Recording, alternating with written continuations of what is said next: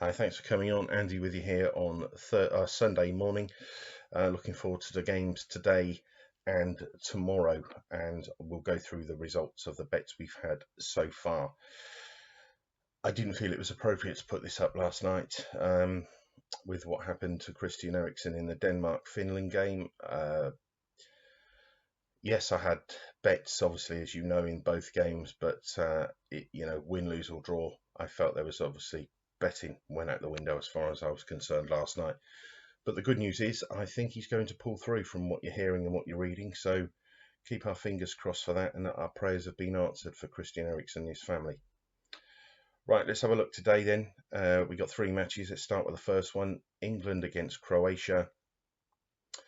62% chance England, 19% the draw, 19% Croatia. There's nothing in England. Should be 8 to 13. 1 to 2 is the price. It doesn't interest me at all. 19% the draw, nothing in the draw. 19% Croatia. Should be fours, they're sevens. 3 points in Croatia. Yes, it's value in relation to their chances, but the problem is we've only got a 19% chance of landing this bet.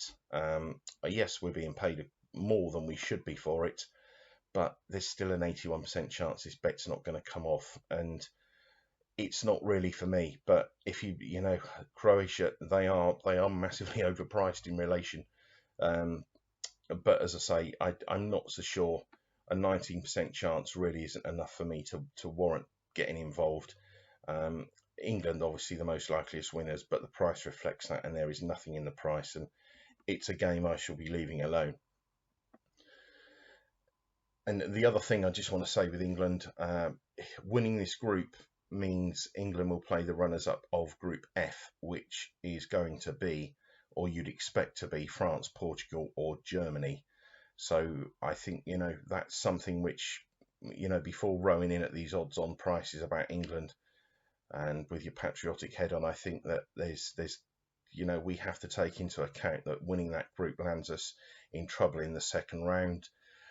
Finishing second in the group gives us a much easier game. I think Sweden or Poland, I think I've worked it out to be, but then we've still got to play France, Germany, or Portugal in the quarterfinals if everything goes to plan. So um, he was happy to finish second at the last World Cup, Gareth Southgate, and I just wonder whether it might be the same again. But I don't know. I'm sure England are going to want to hit the ground running today, but at the prices, no interest for me. Let's move on to the next match, Austria against North Macedonia. There's value in this match. There really is, because Austria, 44% chance, should be 5 to 4, their odds on. There's nothing in that at all, obviously. Far too short. But when we add the draw and North Macedonia's chances together, we come out with a 56% chance of the double chance landing. Now, you obviously know what the double chance is. It's when you back the double chance, you're backing the team to either win or draw. Sometimes you can make more money by shopping around and splitting your bet, maybe half a point on each, or 3/4 of a point on one and 1/4 of a point on the other. But I've not really had the time to look about, and I doubt that's going to be the case here today. But we're getting a 56% chance winning bet for 11 to 10. Now it should be 4 to 5. So instead of taking 0.8, we're getting 1.1. So we're getting 30% extra by taking the double chance North Macedonia. And Macedonia, for me, should be 2 to 1. They're available at 9 to 2. And, I'd be tempted with that if this was higher. 33% still gives us a 67% chance of this bet not coming off. But when we factor in the draw as well, we're tipping it in our favour at 56%, which is a 12% more chance than Austria have got, and we're being paid odds against. So we've got, in theory, 56% chance draw North Macedonia, and we're getting paid 11 to 10. If I could find bets that gave me a 56% chance of winning at 11 to 10 every day, I'd be more than happy. Let's move on to the last match tonight. This figure surprised me actually about the Dutch, 71%, but I've been through it 3 times and I can't, because when I first done it, I thought I might have made a mistake, but I went through the match another twice, and I went through it at done it at different stages just in case I'd come out with the wrong figure, but I haven't. I've got Holland 71% chance of winning this game, which is extremely, extremely high. Anything above 60%, really, they do often win. I'm not going to say they win all the time, but anything above 60% is very, very high. And so 71% Holland, which is extremely high, 16% draw, 13% Ukraine. I've put the Dutch in at 2 to 5. They're 6 to 10. You're getting an extra 20% for your bet, or a fifth of a point. So for that reason, I'm going to back them. I don't like going in this short, but a 71% chance of winning is extremely high, and it doesn't matter that it's odds on. Don't think about that it's an odds on bet. Just think we're getting 20% more for our money than what we should be, and that is what counts at the end of the day. We don't look at this as, oh, we should never bet odds on. I don't know any professional punter that doesn't back odds on, because prices are only factored into chances, and the Dutch have a 71% chance of winning, which is massive, and we're getting paid out 4 to 6, well, 6 to 10. So it's a must bet as far as I'm concerned. Right, on to Monday. Scotland against the Czechs. Interesting. I mean, it's a really tight game, this. So 36% chance, 31% draw, 33% the Czechs. I put the Scots in at 7 to 4. You can get 15 to 8. It's not a bet I'm going to have myself, because there's a 64% chance it's not going to come off. But I think Scotland should be 7 to 4. They're 15 to 8. You get an extra 12% for your money. And I can tell you this, that Scotland are not as bad as what people say. I think I've gone through that squad a few times, and when you look, John McGinn, Che Adams, Andy Robertson, Kieran Tierney, they are Premiership players. And, you know, in Andy Robertson and Kieran Tierney, they're sort of top 6 or 7 Premier League players. You know, so I think Scotland have got half a decent side. I really do. And they done a double over the Czechs recently, and I think this is a big price. It's just the fact that they've only got a 36% chance of winning. See, I don't take into account, oh, it's 15 to 8. This is the figure that interests me always. How much extra are we getting? You're getting an extra 12%. If you wanted to watch this game and have a bet on Scotland, I would not put you off. But as I say, there's a 64% chance that bet's not going to come off. But you are getting an extra 12% for your money. Poland, Slovakia, as I spoke about just with the Holland game and the Belgian game the other day, I like these bets. 66% chance Poland, should be 2s on. They're 5 to 6. We're getting paid out an extra 33%. That's a third of a point extra than what we should be. It's a good bet. 23% the draw, 11% Slovakia. I've put Slovakia in at 8 to 1. Bookies have got them in at 4s. I hope I've not got this wrong. Again, it's a game which I've gone through twice, so I don't think I have. But 66% should be 2s on. We're getting 5 to 6. It's a must bet for me. We have to back Poland, and you'll see that on the next page. Final game tomorrow, Spain-Sweden.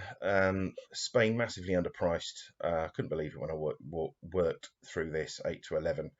I was hoping if I could get sort of 4 to 5, I'd be interested, but 4 to 9, it's a shocker. That really is a shocker, because 8 to 11 is like 1.7, whatever it is, and this is 1.4, so you're getting well underpaid. And I think that people will get sucked into backing Spain, England, doing the double, and they're massively underpriced. And again, it's a game to swerve as far as I'm concerned. There's value in the draw and there's value in Sweden, but again, the problem is we could do the double chance, but we're only getting a 42% chance of that bet actually coming off. And when we go back to the game between Austria, North Macedonia, that's a 56% chance of it coming off. You see the difference? So we got a 56% chance of landing that bet. We've got a 42% chance of landing that bet. You get also, Spain have got a 58% chance of winning, which for me, it's not in our favour. The only bit is there is a bit of value in it, but the actual result is not in our favour, because 58% chance that Spain are going to win. It's a game I'll watch. Right, let's have a look at the bets. These were yesterday's bets.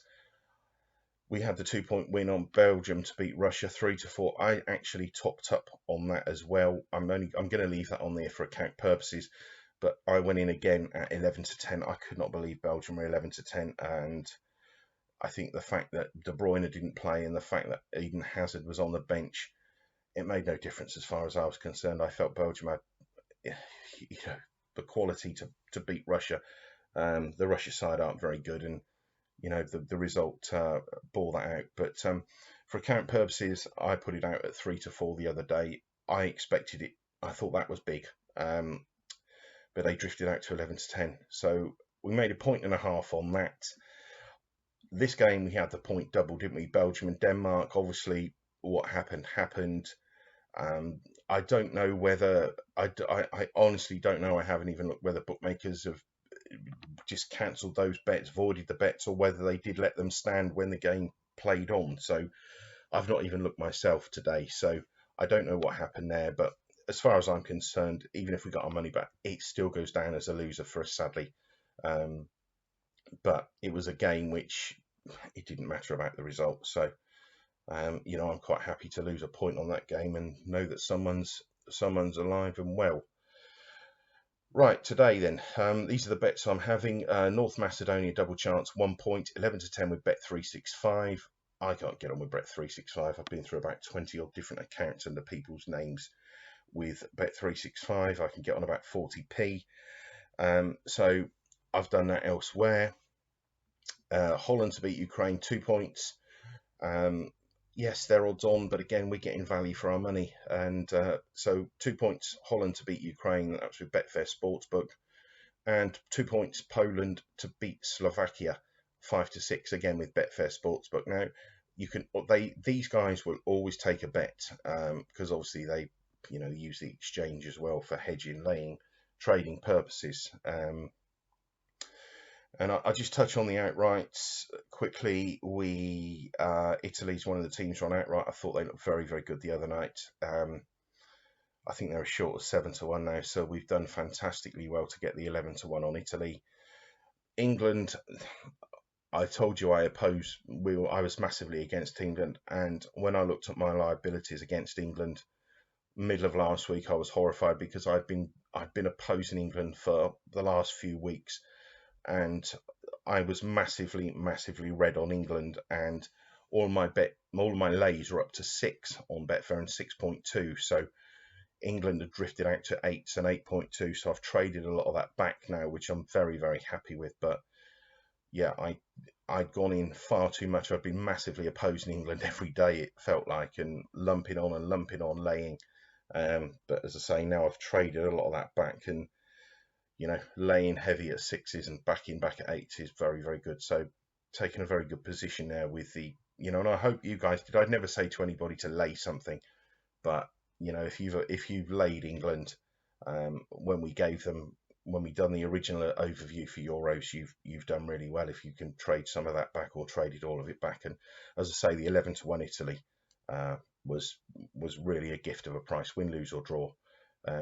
You can trade that now. So that's it for today. 3 bets. I'll be back Monday night. I'll be back tomorrow night, and we will look at Tuesdays and Wednesday's games. But as I say, they're the 3 bets I'm having today and tomorrow.